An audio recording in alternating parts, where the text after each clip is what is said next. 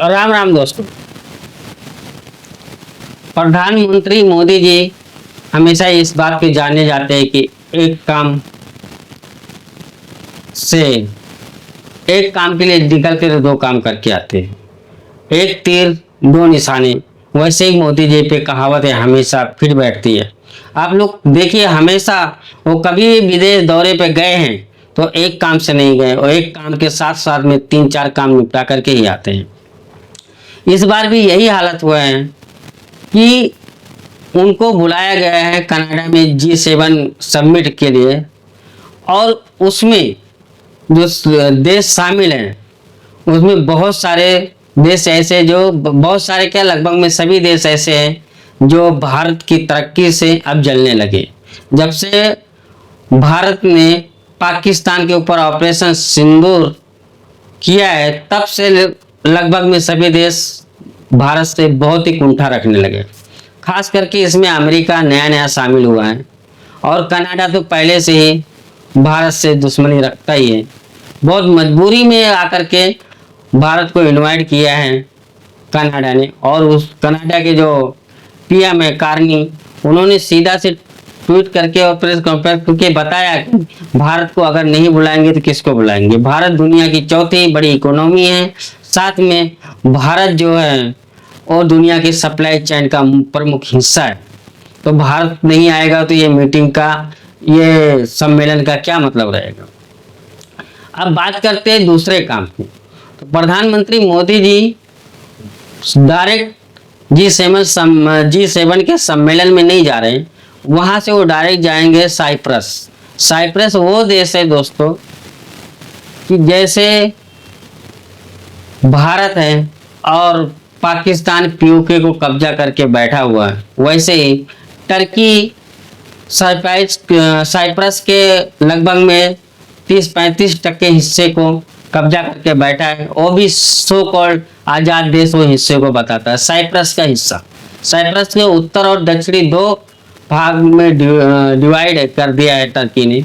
1974 में साइप्रस पे हमला करके जो इस्लामी टर्किश ने जो इस्लाम के मानने वाले टर्की थे उनको अलग कर लिया, और बाकी जो साइप्रस के जो ईसाई बहुल क्षेत्र है वो अलग दक्षिण साइप्रस के नाम से जाने जाते हैं। आज उसी साइप्रस में प्रधानमंत्री मोदी जी जाएंगे और वहां पे जा करके टर्की की लंका लगाएंगे। कि जाहिर सी बात है, साइप्रस जो है टर्की का दुश्मन है, और दुश्मन का दुश्मन दोस्त होता है। टर्की भी भारत से दुश्मनी रखता है।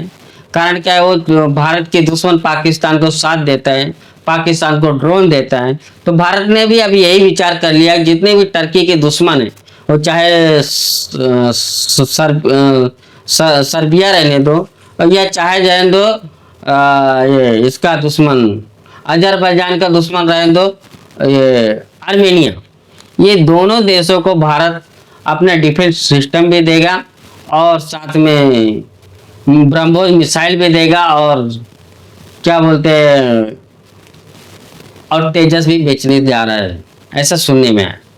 आर्मेनिया ने तो खुल के बोल दिया है कि हमको तो आकाश में अपना डिफेंस सिस्टम चाहिए, जिससे कि टर्की के ड्रोन की वजह से जो पिछली बार अजरबैजान और आर्मेनिया का झगड़ा हुआ है, उसमें टर्की के ड्रोन आर्मेनिया में बहुत तबाही मचाई थी।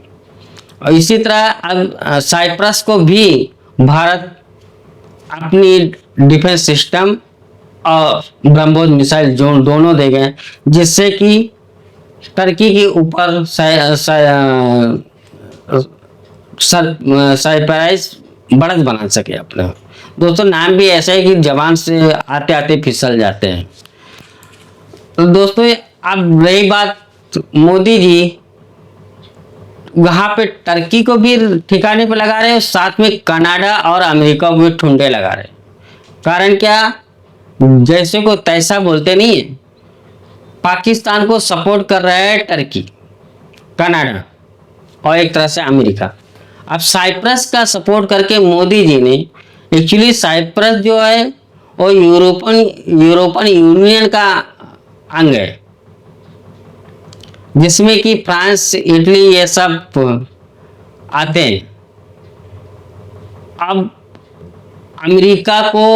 अमेरिका तो साइप्रस को ही सपोर्ट करता है, लेकिन टर्की तो साइप्रस को अपना दुश्मन मानता है और पाकिस्तान को अपना दोस्त। और अमेरिका जो है पाकिस्तान को अपना दोस्त मानता है और साइप्रस को अपना दोस्त मानता है। तो इस तरह से लेकर के भारत ने सबको ये दिखाया है, बताने की कोशिश की है, तुम लोग हमको G7 पे तो बुला रहे हो, लेकिन हमारा स्टैंड ये है कि हम साइप्रस और आर्मेनिया के साथ में खड़े हैं, उनको हथियार भी बेचूंगा। अगर तुम लोग को अच्छा लगे या बुरा, हम ये काम करेंगे। जब इसमें और किसी देश को अच्छा या बुरा लगे या ना लगे, लेकिन कनाडा को तो मिर्ची लगेगा बहुत ज्यादा। वो सोच रहा होगा कि मैं भारत के प्रधानमंत्री को बुला करके अच्छा किया या बुरा किया। हम ये अपने पैर पे कहीं कुल्हाड़ी तो नहीं मार लिया है, लेकिन ये भी जानने के लिए आप लोग कोशिश कर ले कि कनाडा ने भारत को मजबूरी में बुलाया है, और जो बाकी के G7 के 6 मेंबर हैं उनके दबाव में आकर के कनाडा ने भारत के प्रधानमंत्री को निमंत्रण भेजा है। लेकिन बड़ी बात दोस्तों यही है, प्रधानमंत्री मोदी साइप्रस जा करके एक काम दो काज किए हैं। दोस्तों वीडियो यहीं समाप्त करते हैं। प्लीज़ वीडियो को लाइक और सब्सक्राइब जरूर कर ले। जय हिंद, वंदे मातरम, भारत माता की